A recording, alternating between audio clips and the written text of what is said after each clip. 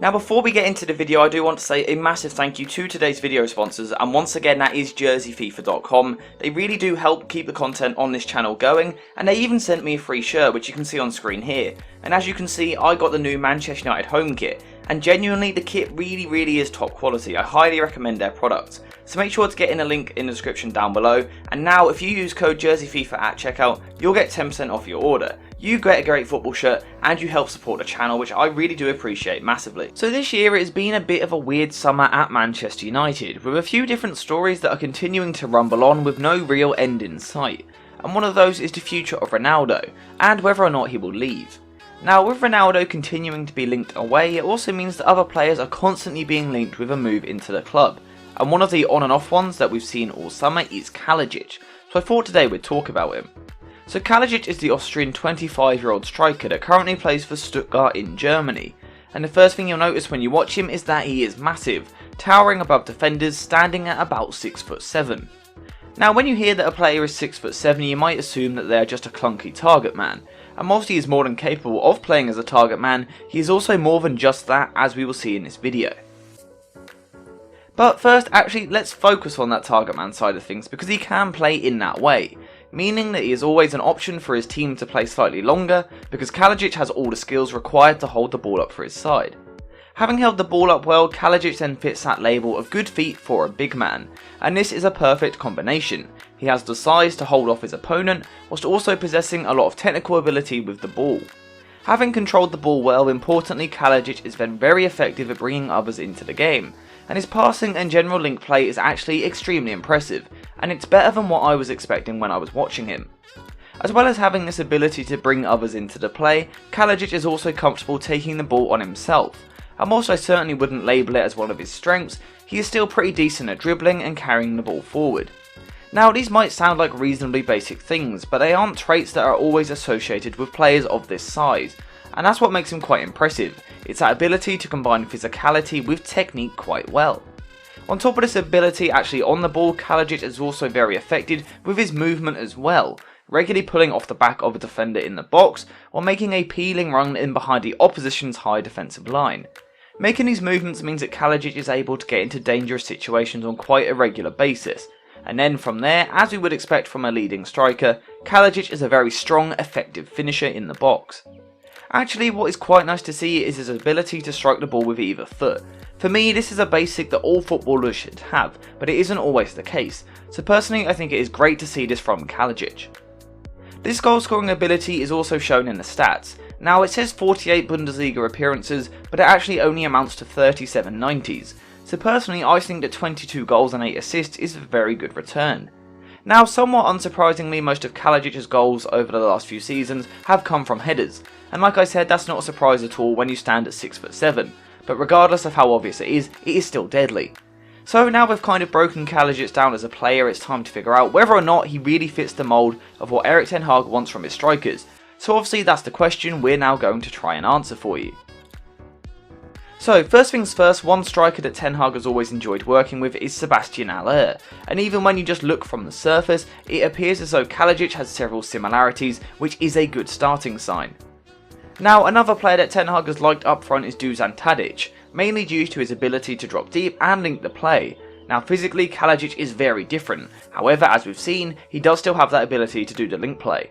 Because of this, I genuinely think that Kalajdzic ticks quite a lot of the boxes that Erik Ten Hag wants from his striker, and I can see why he is on the shortlist, but the question is, what would he actually bring to the team if he signed? So the first thing that Kalajdzic would bring to the team is the ability to perfectly link quick counter-attacks. This is something United have done in pre-season, and the Austrian could also be used as a backboard to almost start these moves. If this was the case with Kalajdzic dropping deeper to link the play, then it would of course create space for runners in behind the defence, and in Marcus Rashford, United have the perfect player to really take advantage of this open space. As well as providing this linking ability, Kalajdzic will also bring good movement as well, as we were discussing earlier, and due to his impressive athleticism, I do think he would carry a good threat running the other way in behind. As well as coming short or running in behind, something else that Kalajdzic likes to do is pop up in slightly wider areas at times, and again it does feel as though this could help to get the best from someone like Marcus Rashford on the left. With these different aspects taken into consideration, that ability to drop deep, peel wide or run in behind, it seems like if Kalajdzic was to come into the club, then he could be the perfect link point for quick attacking transitions. This is obviously something that Ten Hag will want because he likes his teams to attack with speed.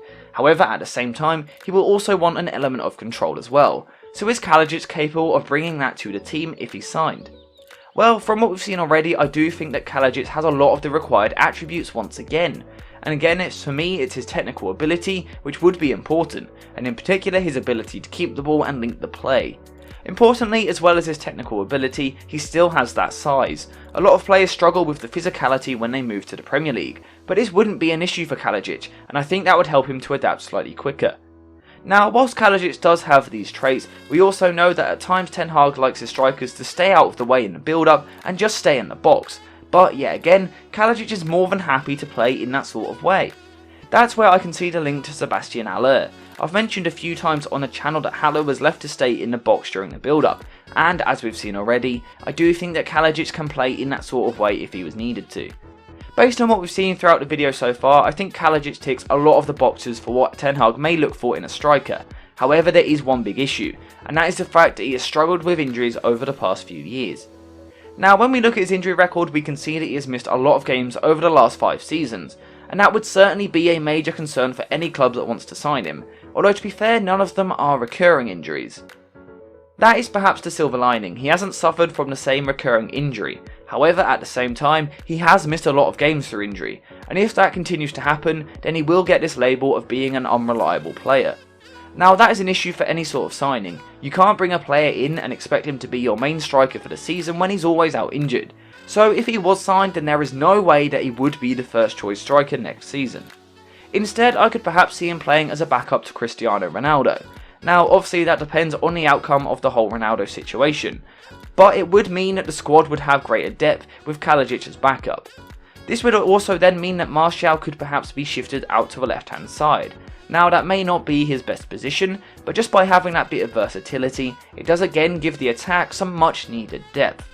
However, there is also another way that this could play out, and with Martial playing so well, we could see him spending most of the season as the main man up front, meaning that Kalajdzic would then once again be the backup striker.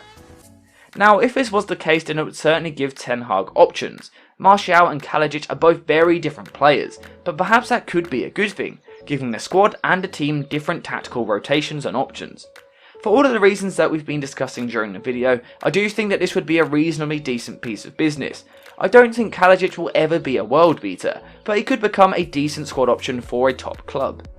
The main question for me would probably be over price. If Kalajdzic is only being brought in for squad depth, then it would seem a little bit odd to spend a lot of money on him, so for me that's why I'm sort of on the fence with this transfer rumour.